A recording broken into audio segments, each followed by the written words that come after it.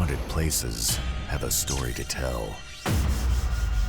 It can be tragic, it can be scary, and it can be very dangerous.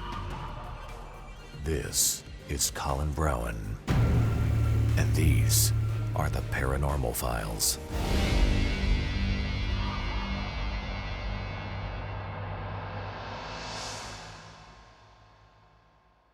Lived in the slums of East London during Jack the Ripper time.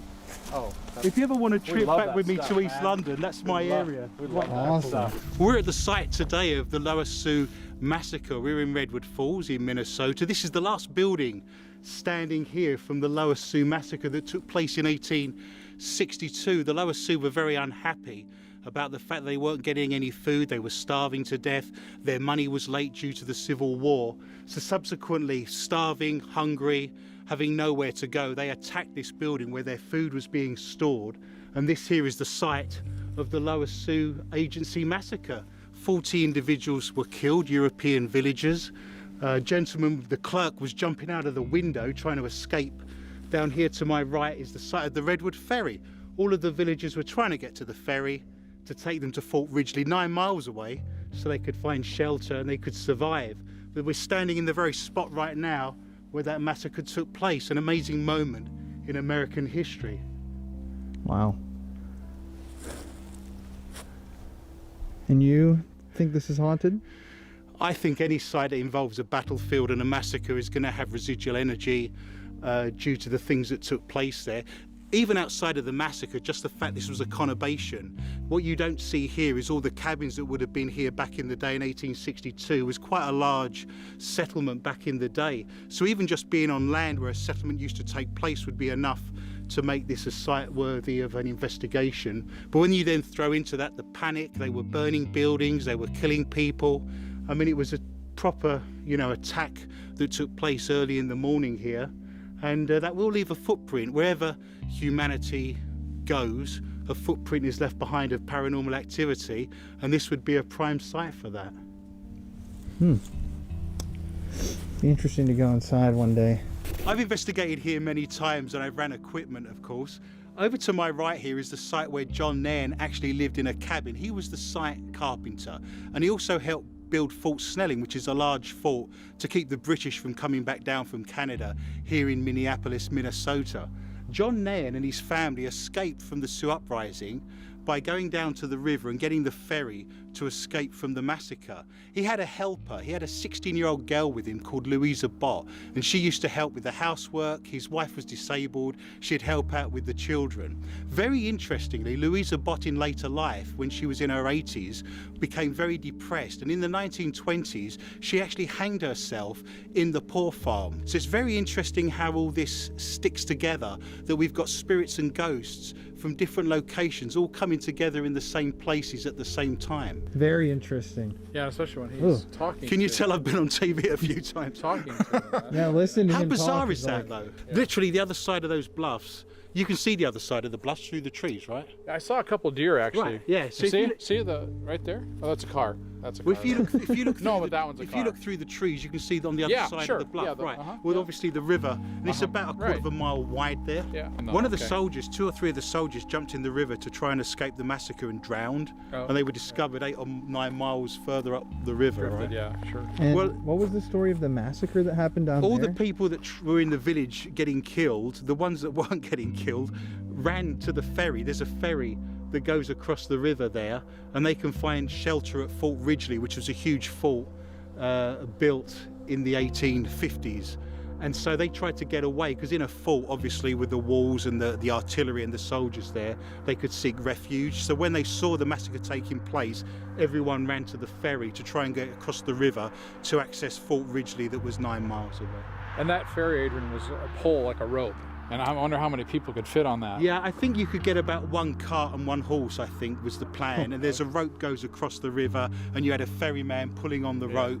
and taking that across. The ferryman actually has a monument dedicated to him because he could have left, he could have ran away, and he stayed here and saved up to 50, 60 families, and he actually ended up dying. The soldiers found him dead on the path trying to make his way to Fort Ridgely. So there is a monument on the other side of the bluffs dedicated to the ferryman who stayed behind at his post to save all those families, but unfortunately lost his life.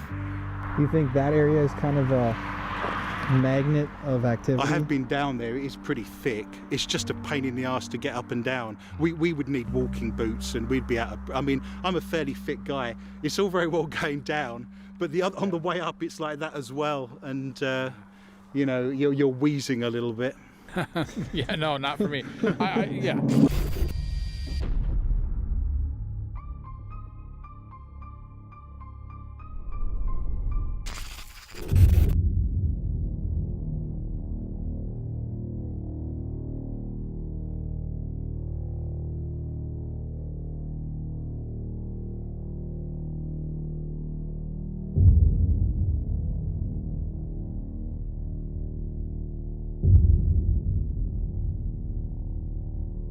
So if you pull up where that car is, I can take you into the middle for 2 minutes, and I can show you where the massacre took place. Pull up here. Got a lot of Native American warriors come through here.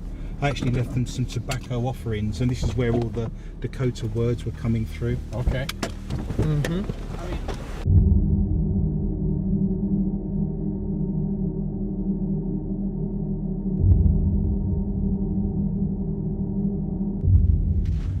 Now, they wanted to start a military cemetery here, so they buried a couple of people and then decided they probably didn't want to do that. So there's 2 people buried here that were in the military back in the day, Civil War vets, and they started a small cemetery and it never got any further than that. So that's what's left. Not much. They're special though, Where there's white posts is where all the bodies, the majority of the killing took place.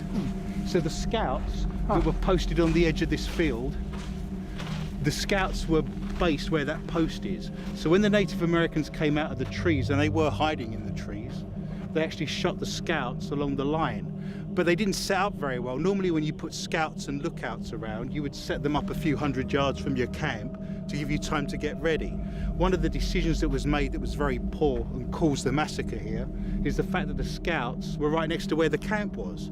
So by the time the Indians attacked, there's not much room. there's not enough room, and they got pinned down. In the summer, this grass is up to your neck, it's neck high. So you've got to imagine the Native Americans attacking the soldiers, surrounding them in long grass, and they're just being picked off. They were under fire for 2 solid days without any food or any water, and they had the wrong sized ammunition. They had to carve their mini balls down to get them to fit into the rifles they had. So the first scouts were killed here.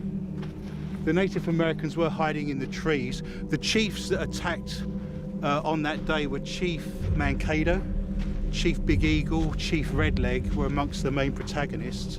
And Chief Mankato actually died by being hit by a cannonball 3 weeks later at the Battle of Wood Lake, which is near Granite Falls. Yeah, that's right? the sort of thing you've got. We're just going to walk out into the middle here because that's where the main massacre took place. I saw some crazy UFO activity out here once. I was sat here investigating with my team, and it was 2 o'clock in the morning, and 7 UFOs went over in formation without a single sound, all lights, very quietly, and then one of them took off and went straight upwards into the sky and disappeared.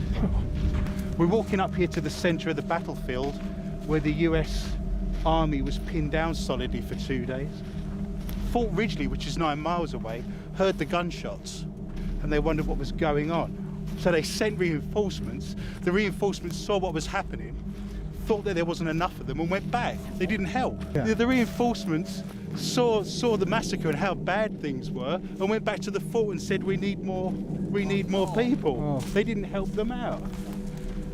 And there's signposts all around, and it tells you about the history. And as I said, the white markers were where the heaviest casualties were. 24 soldiers were killed in a 2-day period, and 90 horses were slaughtered, and they just left the horses here, of course. So for years afterwards, this whole area was one mass of carcasses of horses, there was vultures, all kinds of things. Yeah, it's hard to imagine. But they didn't think the Native Americans were in the area. They camped here, and there has always been an argument about whose decision it was. There was a gentleman who actually was in charge of the battalion called Captain Anderson, and then there was Major Brown. Well, he was a major because he was one of the agents at the reservation, and they gave them the position of major so that the Native Americans treated them with more respect and they had more weight behind their name. But he wasn't a military man, so there's some discussion about who made the decision to camp here. Was it the captain, who was the captain of the battalion, or was it the major who didn't have any military experience and was just a major almost in name? And there's been an argument over the years about whose decision it was to camp in such a terrible location, which led them to be massacred. This is where the camp was. They camped overnight.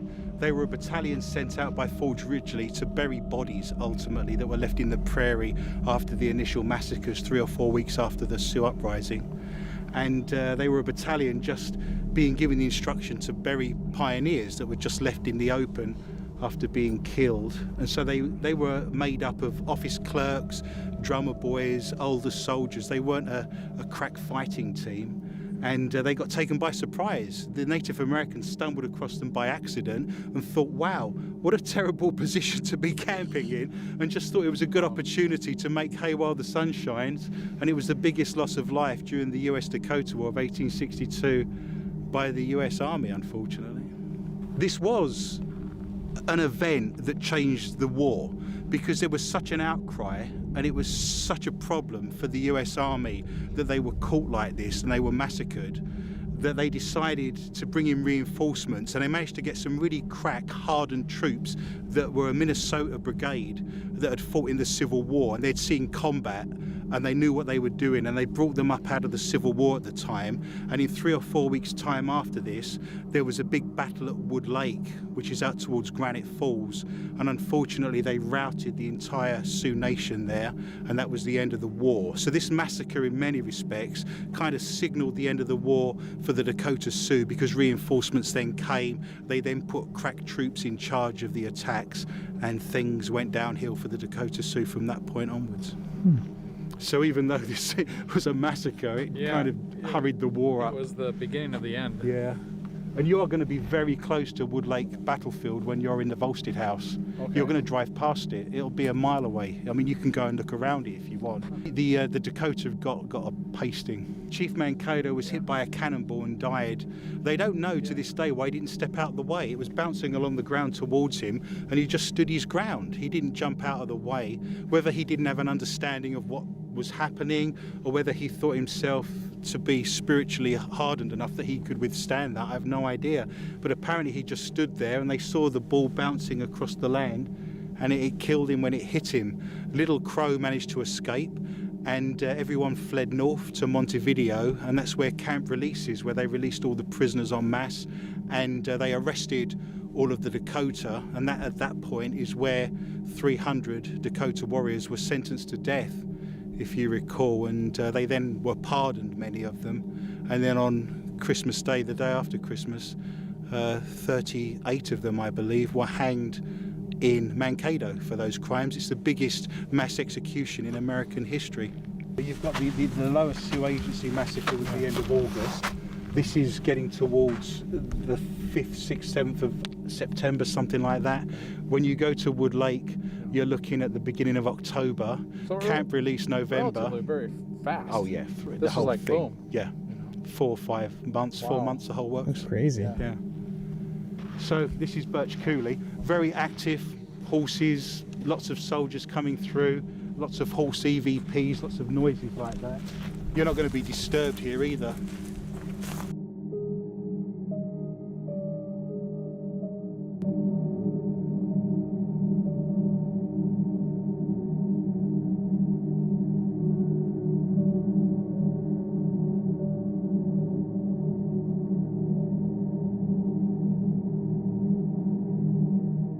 So this is a haunted school? Yep, it's the Morton High School.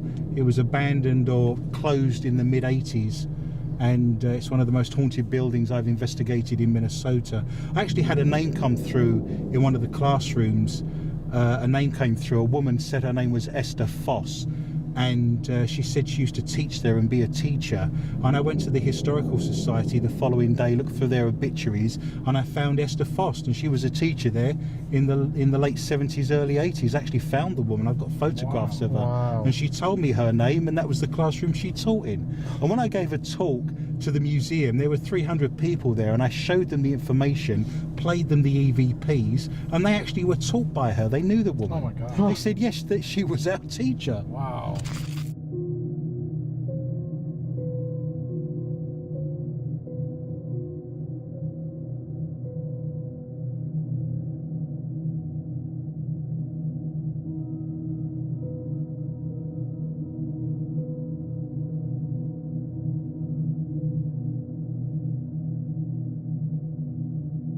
And you can park on this Can this I just gravel. go right Yeah, in? absolutely. Okay, Yeah. sure.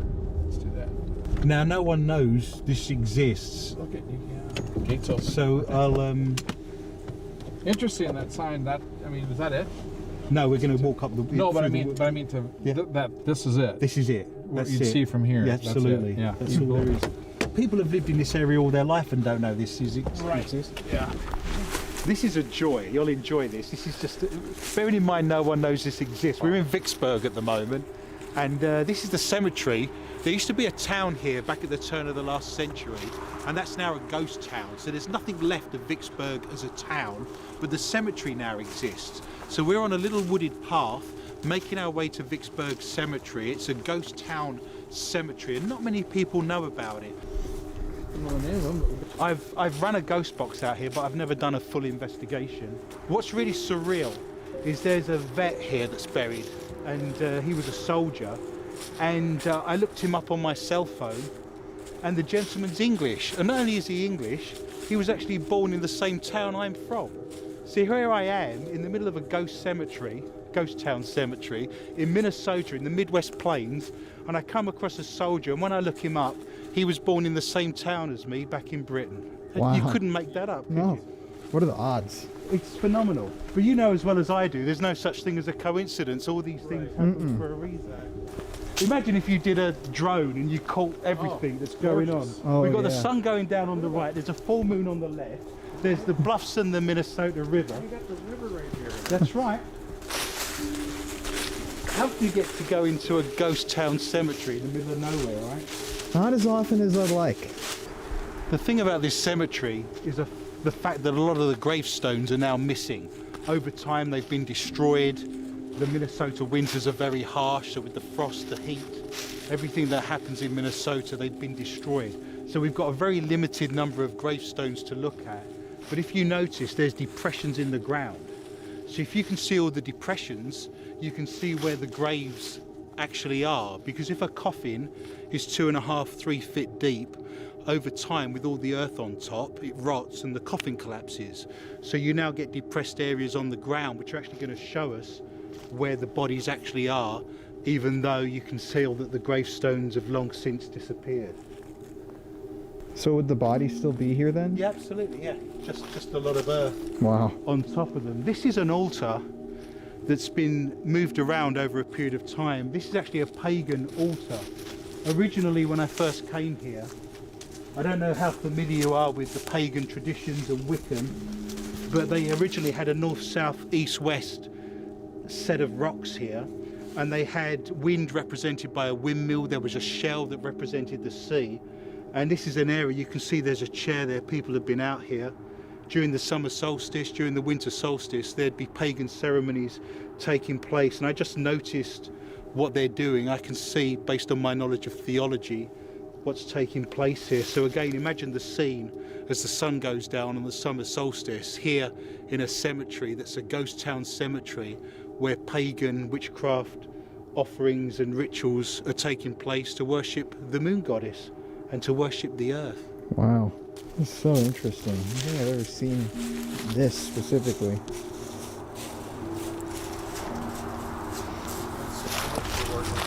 Over here, over my shoulder, there is a grave that has a pen around it. Originally, of course, they'd have put cages around graves to stop grave diggers from taking the bodies. But progressively, people wanted to be shown as middle class rather than working class. So the more ornate the grave and the more ironwork you've got around it, that delineates you in death from working class people if you can afford to have that done and you're middle class. The irony, of course, is that when we're dead, it doesn't matter whether we're middle class or working class, we're all bones and dirt. 2 children died here. This is a family of children that all died at the same time, and I suspect those kind of deaths took place due to things like diphtheria, where the entire family would be wiped out, you know, in a single week, for example. And there's several children buried in this site, and as you can see, people have still left offerings. Even though that was the late 19th century, people have left some little toys for them and put some flowers together for those children that died in this and were buried in this cemetery. Wow. I suspect as well that there's graves outside the fence. Yeah, where it ends. I think this was put up retrospectively, and I suspect there's graves that probably go out further, is what I suspect. Oh, it's eerily quiet, isn't it? If you just took a minute, it's really, you know, can you feel that? Mm-hmm. I actually felt something over there when you were going over the Pagan. Right. I don't know what, but You have to know as well nothing that any sinister. pagan ceremony is going to raise energy, right? Any sense of collective worship. If we was in a church, you'd feel that reverential energy that you have. I often wonder in places like that they don't have any gear cams. You wonder if someone snapped this off? I Just kicked it, or think a lot of this is down to the fact that if there's a fault in the marble, the water gets in, and then when it freezes, it expands and the whole thing cracks. I don't think there'd be vandals out here. I think it looks like it, but I suspect it's got more to do with the seasons. Do you see these little fault lines? right? It only takes one of those to fill with a bit of water, and then the whole thing's gone, right? So Adrian, I got a question for you. Yes. Why did you start doing this? I'm originally a historian, so my PhD, my background's in history. I realised many years ago living in London that a paranormal team in London asked me to investigate the buildings from a historical perspective. So they would say to me, can you tell me who used to own the building? Can you tell me the people that used to live there? The things that a historian would be good at. I progressively realised by doing paranormal investigations with them, and you've got to remember this was a long time ago now, in the 80s and 90s, that you could actually have a conversation with a person that died 100 years ago. So imagine as a historian, you have the ability to talk to someone that died 100 years ago, because I write history books, and as a historian, you have to look at secondary source materials. I'm looking at banking details, I'm looking at birth certificates, I'm looking at obituaries. Everything is secondary because we weren't there. We don't have a time machine. So this is my best guess based on all the information I can gather as to what happened back in the day. Now imagine if you could talk to someone who was actually there and ask them questions. That's primary source material. That's like asking your granddad, what did you do during the war? So I got into paranormal investigating so I could talk directly to the ghosts and spirits from history back in the day and actually ask them what it was like through the equipment, which is what you cannot do if you're a historian under any other means. So all of my history books are written through interviewing the dead and getting history back that's been lost to the knowledge of man through the lips of the dead. Jesus, that was a really good answer. You asked for it. If you're interested where my psychic ability comes from, being British, I have a long ancestry of gypsy heritage, Romany gypsies. If you notice, I've got quite dark skin for an Englishman, my eyes are black. My family tree, my ancestry goes back generations into gypsy and Romany. My 7th, 6th great grandparents, Johnny Lee, for example, was the king of the gypsies back in the mid 18th century. So I suspect some of that sense of being psychic, some of those ideas of being sensitive and being around the land goes through my ancestry on my father's side as being a Romany gypsy. You can almost imagine them outside of a caravan, you know, with a crystal ball and fortune telling. So I suspect running through my DNA is an element of that paranormal, that sense of being psychic. In the blood. It's in the blood. Having said that, anyone can be trained, of course. Yes, Yeah. I can see the gypsy in you. Now that you say that. Yeah. Honestly, Black, and I I mean, have olive skin. I'm not like a Brit, am I? I'm not normal. the Hollywood thing either. I can feel the gypsy you know, if that makes sense. I mean, talking to you in a foreign country. I've been to 32 countries. I've lived in 6 countries. You know, I've never stayed in anywhere more than a few years. There is that running through my veins, that sense of travel. You know, I had a VW camper van in my youth, and I'm not going to tell you everything I got up to in that van. Well, I went to North Africa, I've been to India, you know, I travelled all over Europe and have that sense of travel in my veins. you're out the late.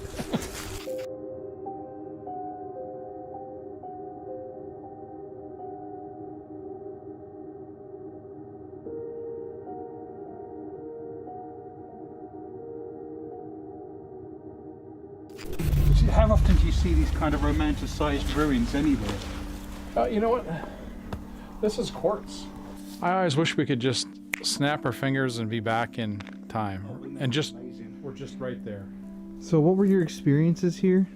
There was a lot of residual music playing. So we heard piano coming through on our EVPs, people playing the piano. And when I did my historical research, the Minnesota Historical Society did do an archaeological dig on this site, and they did find the remains of a piano. So it used to be a halfway house. People would stay here. There was lots and lots of bedrooms. It was 3 stories high. It looked quite remarkable.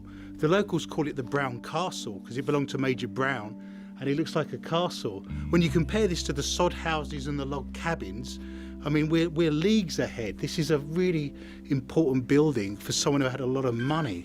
I think it was a status symbol more than anything, but on the other side of the bluffs of the river here was Dakota land. So on the south side here, there were teepees, wigwams, there were settlements. I think it was written that there was 6 settlements on the other side, and Native Americans did come through here, and they did share hospitality with them. As I mentioned to you before, the wife, Susan Frenier, was the wife, and she was actually half Scottish, half Native American. So she had a background, you know, where her ancestry was the Dakota Sioux, and they had 12 children. And one of them was called Samuel, and I did access Samuel in this location. He did come through and talk to me. He told me his name, and we did discover him through historical research. So that was a very interesting part of this investigation for me. It's fun to go round the corner and actually go up to the top and look out.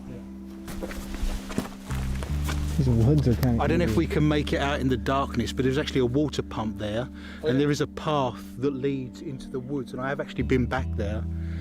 And there were some deer that had been slaughtered. There's a lot of coyotes in these parts. We might hear them howling a bit later on in the investigation.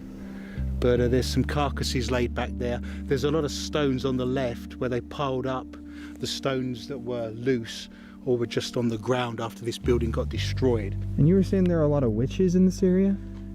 Yeah, we're in Sacred Heart, and there is a population of people that follow the pagan tradition and the religion, and they have workshops here, and people come from all over the Midwest, mostly ladies of course, and they do workshops to empower women and to do pagan rituals, and that is in Sacred Heart, which we're in at the moment.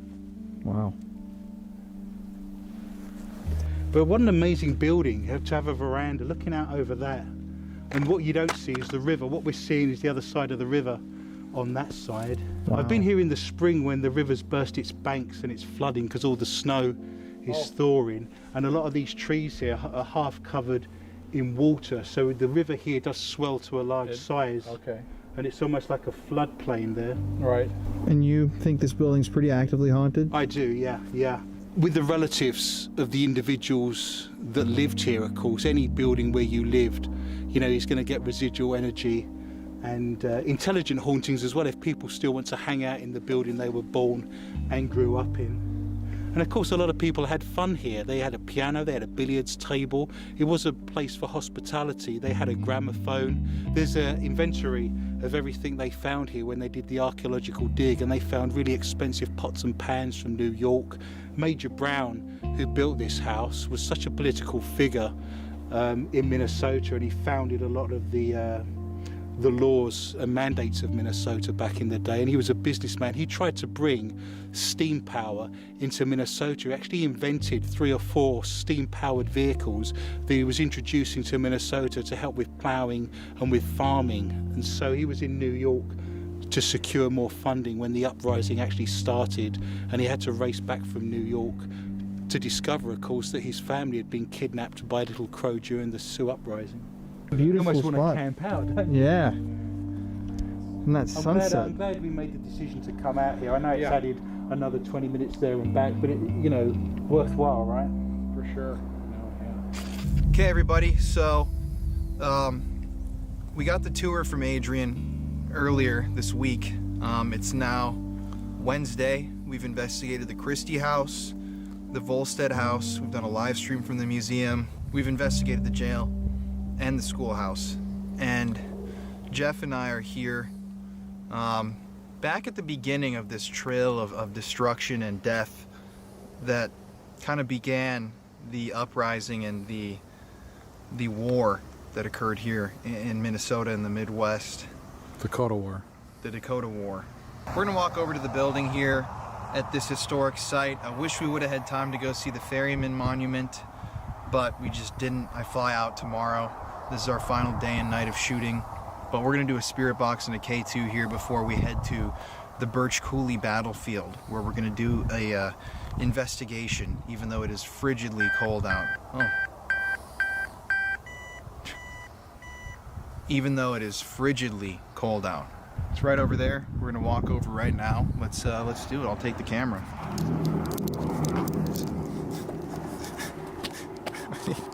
What am I looking at? What was that? That's pretty chilly. So, K2 meter, we're running right here. Still on green. Whoa! Holy shit, dude. Oh, there's gotta be some. Look at that. That's crazy. There's gotta Let's be. move it. Well, there's nothing here, though. No. There can't be. There's nothing that's here. This is an empty building. What? That is weird. Look at What? there's a phantom signal that's right here. What? It stops there. Here, I gotta get this. Yeah, it's on there. Look at that. Oh, there's a massive amount of EMF right here. You gotta be kidding me. No. Because look, it's not coming from the ground.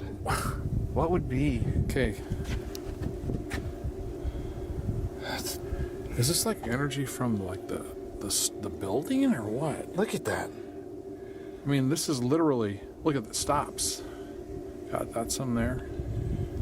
That's. I don't get it. Well, Let's do a spirit box. No, it's just nothing. what? No. Yo, what? Moving too fast, buddy. What the? You're moving It's too gone. fast. You're moving Look too- at that. It's completely I know. gone. What, dude? There's some. Yo. Okay, let's. What? That's nuts, man. What? I thought we were about to just debunk that. I mean, this is an actual. That's I'm gonna come back here. insanity. This is an actual. This is a Look at- historic building. Look at underneath. It's freaking just a. What? There's the nothing hell here. was that? There is nothing. Look, under here the it goes deck. again. Here it goes again. Look it. Look it. Right here now. Okay. It's like it's following us. Holy crap! What in the hell? What would Okay. possibly be There's doing nothing that? out here. There's like No. no power, nothing. No.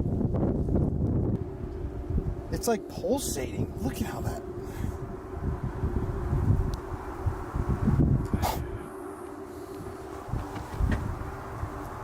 That's crazy. Okay. Wow, I don't know. Yeah.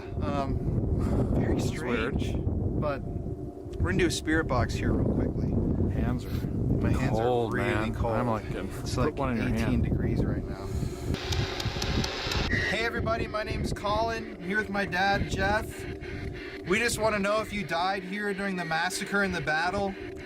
If you're still here with us, could you say hi or hello if you are? Let's walk over here. Were you slaughtered in this area? Okay, I'm not gonna lie to you guys. We came out here without gloves. It is literally, I can't feel that hand that I was just using. Yeah. Let's just look at this one more Okay. time. Okay. Stop. Okay. I swear. Let me be on it. Wow. It's like it's dead. Okay. So That's either real way, estate. we didn't really get any spirit boxes, but That just phantom energy was nuts. But this is empty. Yeah, There's nothing under it. This is just a building. This is an empty structure that's just historically here. This place doesn't even have power or anything either. It's just like a storage facility. Yeah. But look at nothing. God, isn't that weird? That was a very strong signal. That's really strange. That was a big time signal. Either way, guys, Okay, that was very cool. thank you for coming through if that was you. It's a little cold out, but we're headed to Birch Coulee Battlefield right now. If you know where that is, maybe some of your friends or family died there. So if you want to come meet us and talk, we're going to be over there. Come meet us. Let's go, man. I'm freezing. Okay, guys, so let's go on into the battlefield. Keep in mind, I'm wearing like 8 layers and I've got shit in my pockets, so not exactly the most fashionable night for the channel. It's kind of tough. Yeah, they feel good, but These are like you'd have when you were like 4. When you were 4, we'd have these things with your little fingies out. Oh man, fingies. these are like warm. These little. Oh. Yeah, there's something. Some animal.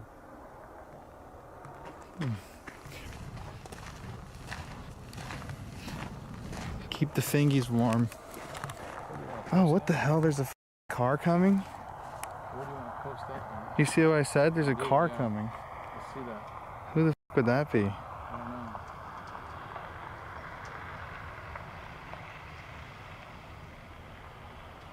Why would they come out here at night?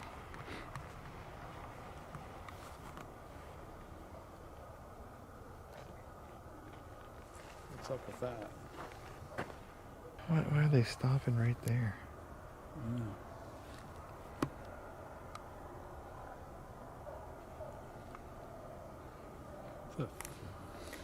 It's just all, I mean, this is the middle of nowhere.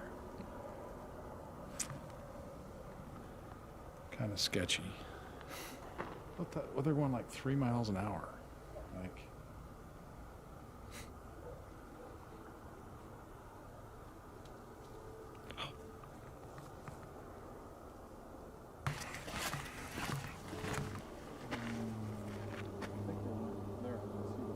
Yeah, they're fine.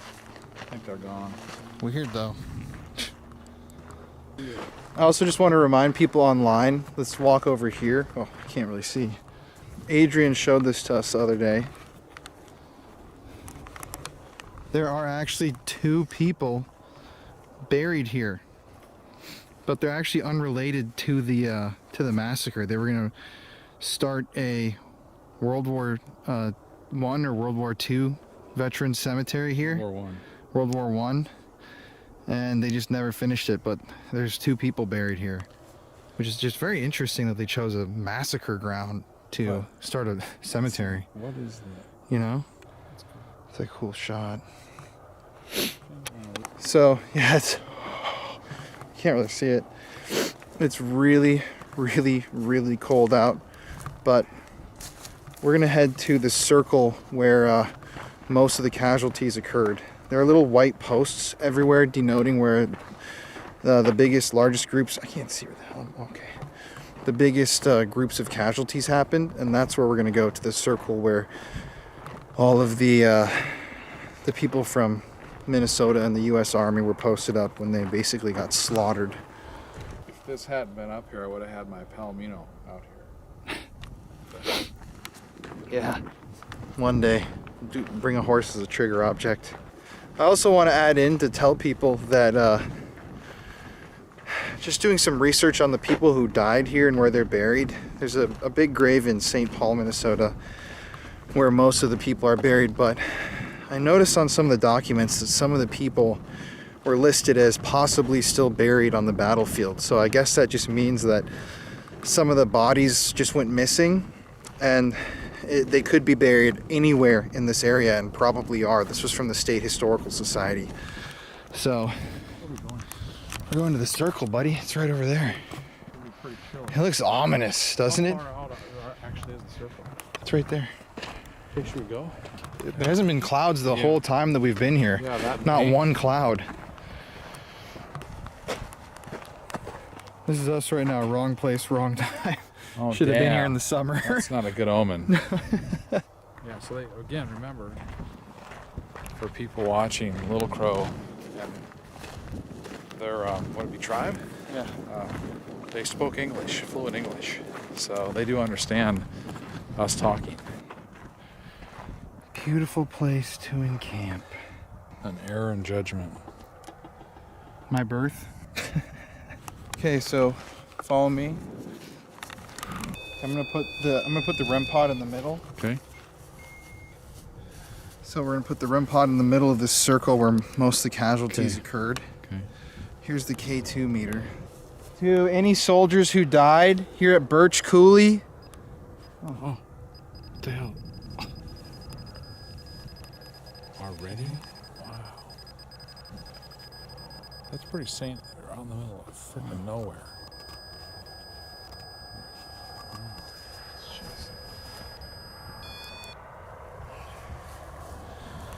If you died out here, we're here to tell your story and to hear your voice. We don't want you to be afraid of us. We just want you to come talk with us tonight if your energy is still here. And we're sorry for what happened. Is there anybody here on the battlefield Really dark. with us?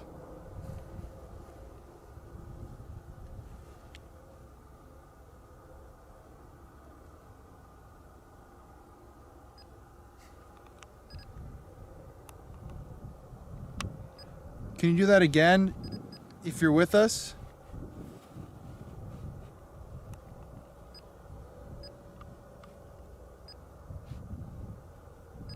K2 just hit to like the middle one, the yellow. Really? Keep coming towards us.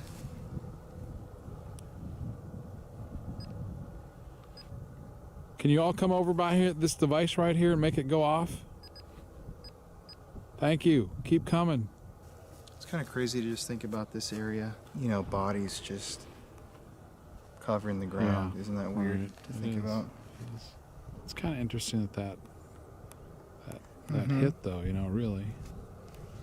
If anybody's out here, please come and touch these devices like you were doing.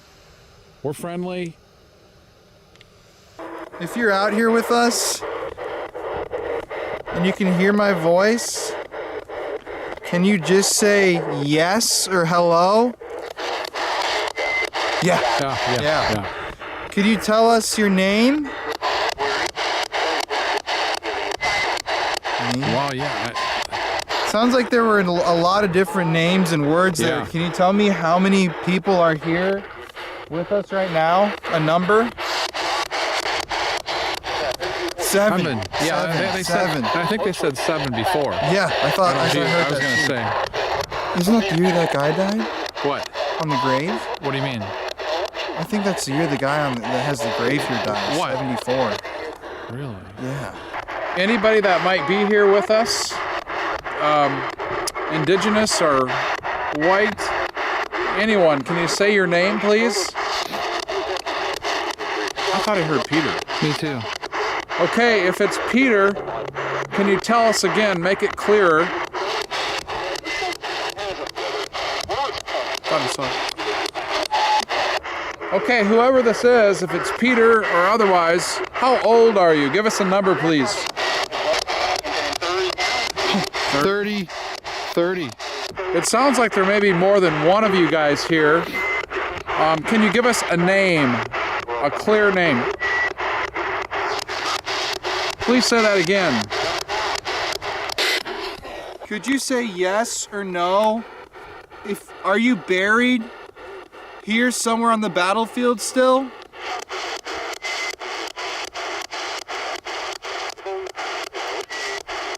Could you say it clear, yes or no? Are you buried here? Seems like there's a lot of names coming through, like different spirits. To me, it seems more active. Getting pretty cold. Yeah. How about Okay. you? Yeah.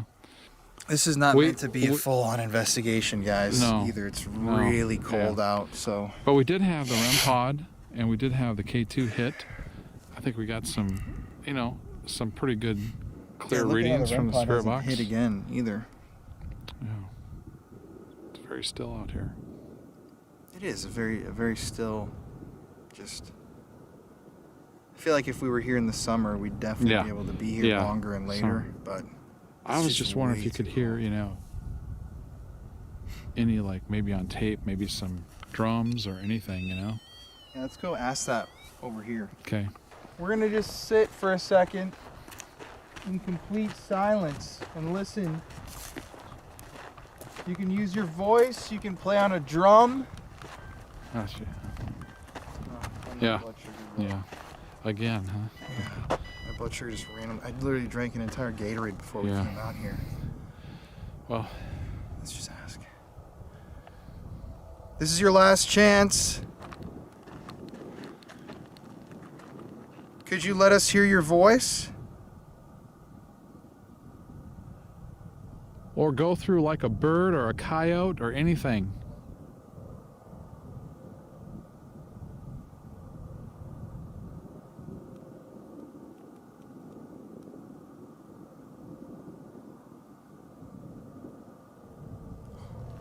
Something over there. We need to go over there. That's a fucking car door. Let's go. Oh shit, I hope not. It's right here. That was a weird.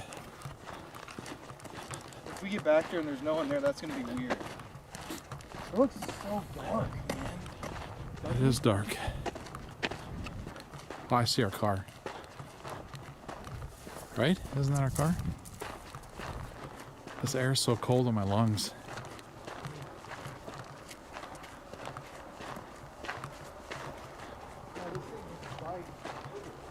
Huh? This thing just spiked. Yeah? Also, what the hell was that noise then? Yeah. That was right when we asked for it. Could that have been another, like a...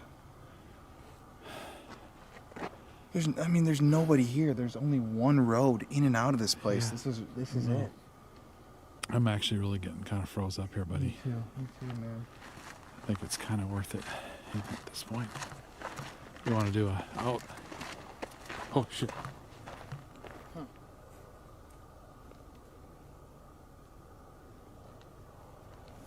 Either way, ending it with a little bit of mystery with that noise. Wish we could stay here longer, but it's too cold and my blood sugar is dangerously low. Yeah. So It's Here. cold. Look at this. here, I'll just Okay. put this in my pocket. So everybody, hope you enjoyed this episode with all the history of the area to start our series here in Redwood Falls. We're actually about to go shoot the last episode in the series. You can see our faces are red because it's so cold. But we're about to go film the last investigation, which is the scariest. And I love you guys. So does he. Yep. Absolutely. Very odd stillness to this property. Very odd stillness, but almost like something's here still wanting to say something. It's really dark. I'm sure it would if we had more time. But from Minnesota, it's Colin here. Jeff. And as always, everybody, we love you. Yep. Stay spooky! Woo! Oh. I hope there's no one waiting in the car for us. Yeah, that's what You know I'm what I'm saying? someone got into the car. Murder scene. They're gonna right slit now. our throats when we get in. To eliminate that, baby. It's kind of creepy. Yeah. Can you leave the back? No.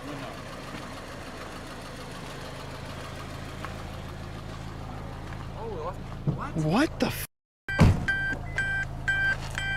Okay. That must have Yo. been the noise that we heard. We didn't leave the back open. No. 100%. And no one obviously stole anything because they would have taken this Here. pad that's literally right here, or this camera bag, these expensive batteries. Okay. Whoa! That's what we heard. That's pretty crazy. Yes. What the? How often does a trunk just open? Let me see if it reopens. Yeah, that was closed.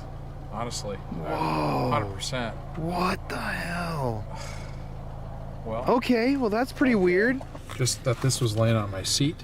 I mean, remember when I asked for that last night? Yeah, you did. For the UV light? It's a UV light. And when I got in, it was just laying right here like that. What? So I don't know what. That's- Where would that even come from? I don't know. That's really strange that Pretty odd. you left we heard the sound of the trunk opening on camera. Yeah, I and then know. it will be on camera. what, how, why? We have nobody else, obviously, with us. No. That either. And like you said, if that car that passed, if they wanted to come back and monkey around. No car was passing. I mean, if they wanted to, they would take stuff. Yeah. You know. Wow. And we've had stuff stolen, you know, Yeah. out of our car with cameras and shit like that. So that's pretty weird. Strange, I man. kind of feel like it's a good time to get out of here. Me too. The You know? energy kind of changed a little bit. It's a little different. The Battle of Just- Birch Coulee That's weird. remains a mystery. Okay.